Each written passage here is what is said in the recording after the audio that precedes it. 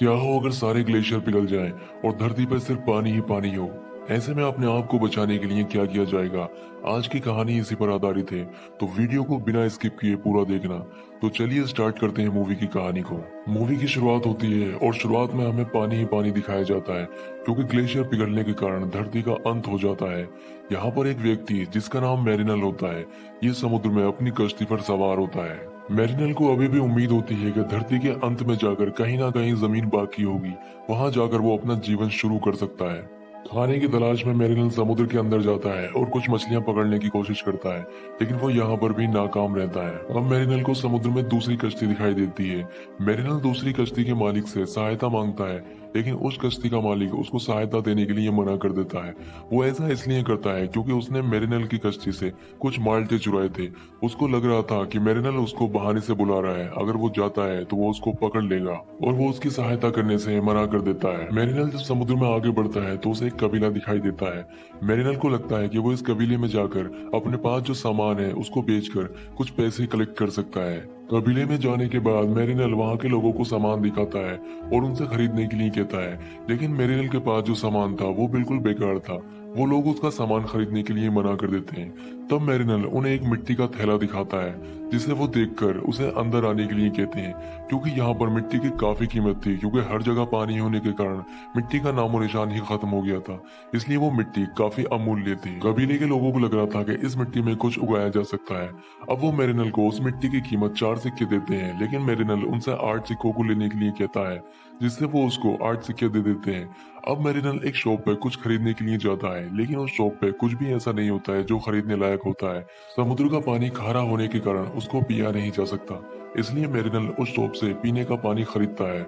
जब मैरिनल वहां से जाने लगता है तो वहां कुछ लोग आते हैं और एक लड़की से उससे शादी करने के लिए कहते हैं, और वो उससे कहते हैं कि शादी करने के बाद तुम्हें जो चीज चाहिए तुम ले सकते हो। वो लोग ऐसा इसलिए करते हैं क्योंकि मैरिनल काफी बहादुर होता है। उनको लगता है कि अगर मैरिनल से इसकी शादी हो जाती है तो उनका कबीला सुरक्षित रहेगा और उससे पैदा होने वाला बच्चा भी बहादुर होगा, इसलिए वो उसके सामने ये प्रस्ताव रखते हैं। लेकिन मैरिनल शादी के लिए मना कर देता है और वहां से जाने लगता है। अब उन लोगों को मैरिनल पर शक होता है। उनको लगता है कि कोई इंसान समुद्र के बीच में अकेला जिंदा कैसे रह सकता है। इतनी चीजों का ऑफर देने के बाद भी वो इनको ठुकरा कर यहाँ से जा रहा है, इसका मतलब ये कोई नॉर्मल इंसान नहीं है। जब मैरिनल को चेक किया जाता है तो उसके कान के पीछे एक निशान होता है। ये निशान जलपरी के कान के पीछे होता है। ये देखकर वो लोग हैरान हो जाते हैं और मैरिनल को पानी में फेंक देते हैं। अब मैरिनल को पानी से निकालकर एक पिंजरे में बंद कर दिया जाता है। वो उसको पानी में डुबोकर मारना चाहते हैं, क्योंकि वो किसी भी इंसान के साथ यही करते हैं। वो किसी भी इंसान को मारकर उसका खाद बनाकर उसको खाद के रूप में इस्तेमाल करते हैं। यही सब वो मैरिनल के साथ भी करने वाले थे। तभी वहां पर समुद्री लुटेरे आ जाते हैं। ये समुद्री लुटेरे काफी अमीर होते हैं, क्योंकि इनके पास आधुनिक तकनीक की मशीनें होती हैं। इनके पास पानी के जहाज के साथ साथ वायुयान भी होता है, जिसका इस्तेमाल ये लूटने के काम को करने में करते हैं। उस समय वायुयान होना बहुत बड़ी बात होती है। अब ये लुटेरे उस कबीले पर बुरी तरह से हमला कर देते हैं, जिससे वो कबीला तहस नहस हो जाता है। जिस शॉप से मैरिनल ने पानी खरीदा था, उसकी मालकिन हेलेन मैरिनल को बचाने के लिए आती है, लेकिन वो उसके सामने एक शर्त रखती है कि अगर तुम मुझे इन लोगों से बचा लेते हो तो मैं तुम्हें यहाँ से आजाद कर सकती हूँ। यहाँ पर मैरिनल उसकी शर्त मान जाता है और उससे कहता है कि मुझे बाहर निकालो। अब हेलेन उसको बाहर निकाल देती है। इसके बाद वो हेलेन और उसकी बेटी को अपनी कश्ती पर ले जाकर वहां से बचा ले जाता है। आगे हमें दिखाया जाता है कि हेलेन की बेटी की कमर पर एक आइलैंड का नक्शा बना हुआ होता है। जब वो उस नक्शे को देखते हैं तो उनको पता चलता है कि ये एक आइलैंड है। अब उनको लगता है कि अगर हम इस आइलैंड पर पहुंच जाते हैं तो वहां पर जाकर अपना जीवन बचा सकते हैं। अब हमें मैरिनर के बारे में एक बात पता चलती है कि मैरिनर के कान के पीछे जो निशान है वो एक जलपरी वाला निशान है, और मैरिनर भी एक जलपरी ही है, इसलिए वो पानी में सांस आसानी से ले सकता है। इसके बाद हमें दिखाया जाता है कि मैरिनर हेलेन से कहता है कि हमारे पास इतना पानी नहीं है कि हम तीनों ही बच जाएं, इसलिए तुम्हें या तुम्हारी बेटी में से किसी एक को मरना होगा। लेकिन यहाँ हेलेन मैरिनर को किसी तरह से मना लेती है, खुद को और अपनी बेटी को जिंदा रखने के लिए। अब हमें समुद्री लुटेरों के सरदार को दिखाया जाता है, जो कि अपने आदमियों से ये कह रहा होता है कि मुझे वो बच्ची चाहिए जिसके पीठ पर आइलैंड का नक्शा बना हुआ है। इसके बाद वो अपने आदमियों को बहुत सारे सिगरेट देता है, जिससे वो मजे करने लग जाते हैं। तभी एक बूढ़ा आदमी आता है और सरदार को आवाज देता है वो उससे कहता है कि हमारे जहाज का तेल खत्म होने वाला है और हम ज्यादा दूर जा नहीं सकते। ये सुनकर सरदार भड़क जाता है। अब हमें यहाँ एक बात और पता चलती है कि सरदार अंधा होने के साथ थोड़ा सा पागल भी होता है। सरदार सिगरेट पीने के बाद माचिस की तीली को एक ऑयल के टैंकर में फेंकने वाला होता है, जिससे पूरा जहाज ब्लास्ट हो जाता है। तभी उसका एक आदमी उस तीली को पकड़ लेता है और जहाज को ब्लास्ट होने से बचा लेता है। अब सरदार अपने आदमियों को उस टैटू वाली बच्ची को ढूंढने के लिए भेजता है। दूसरी ओर हमें दिखाया जाता है कि मेरिनल भी हेलेन और उसकी बेटी को लेकर कहीं जा रहा होता है। तभी वो लोग वहां पर पहुंच जाते हैं और उन पर हमला कर देते हैं। अब मेरिनल अपनी कश्ती के बेसमेंट से हथियारों को लेने जाता है। यहाँ पर हेलेन को लगता है कि मेरिनल उनको छोड़कर भाग गया है। अब हेलेन ही उन पर हमला कर देती है। हेलेन एक तीर उनके जहाज की ओर फेंक के मारती है, जिससे वो तीर उनके जहाज में जाकर फंस जाता है और लुटेरों का जहाज उनकी कश्ती के चारों ओर घूमने लगता है। अब मेरिनल भी वहां आ जाता है और वो जैसे तैसे करके रस्सी को काट देता है।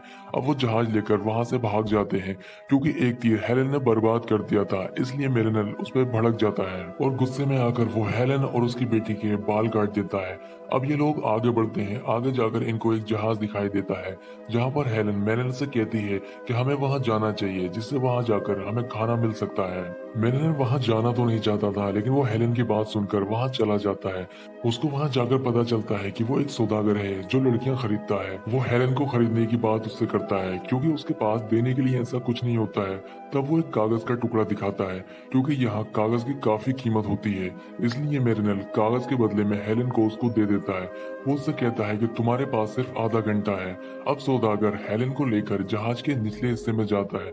उसको गए हुए 5 ही मिनट होते हैं, तभी मेरिनल वहां आ जाता है और वो उससे कहता है कि तुम्हारा टाइम अब खत्म हो गया है। ये सुनकर उस आदमी को काफी गुस्सा आता है और वो मेरिनल पर हमला कर देता है। क्योंकि मेरिनल काफी ताकतवर इंसान होता है, वो उसको मार देता है। मेरिनल जानता है कि हेलेन और उसकी बेटी काफी भूखी हैं, इसलिए वो पानी में जाता है और एक बहुत बड़ी मछली पकड़ कर लाता है।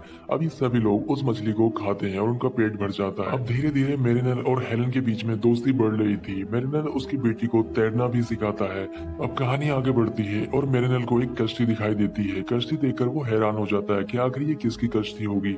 जब हेलेन उस कश्ती को देखती है तो वो समझ जाती है कि ये समुद्री लुटेरों की कश्ती है और वो मेरी बेटी को लेने के लिए आए हैं। क्योंकि उसकी पीठ पर एक आइलैंड का निशान है, इसलिए वो मेरी बेटी के पीछे पड़े हैं।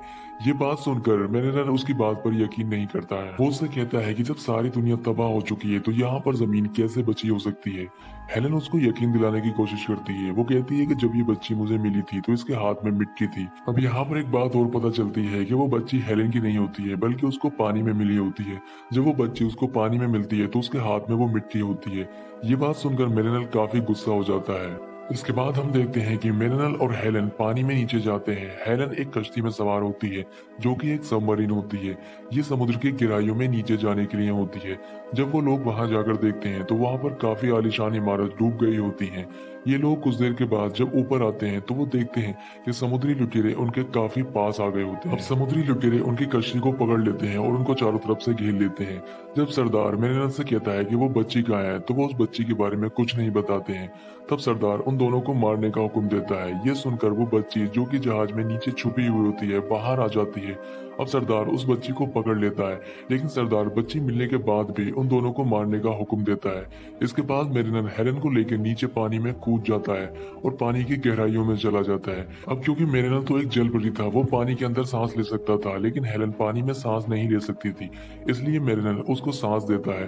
थोड़ी देर बाद जब वो बाहर आते हैं तो वो देखते हैं कि लुटेरों ने उनकी पूरी कश्ती को तबाह कर दिया है। अब वो उस कश्ती पर बैठकर बातें करने लग जाते हैं। तब हेलेन को एक कागज का टुकड़ा मिलता है। ये कागज का टुकड़ा वही होता है जो सौदागर ने हेलेन के बदले मेरिनल को दिया था। इस कागज के टुकड़े पर भी वही बात लिखी होती है कि धरती का एक ऐसा हिस्सा है जहाँ पर जमीन अभी मौजूद है, लेकिन उनके पास अब कोई ऐसा नक्शा नहीं था जिससे वो उस जगह पर जा सके, क्योंकि नक्शा उस लड़की की पीठ पर ही बना हुआ होता है।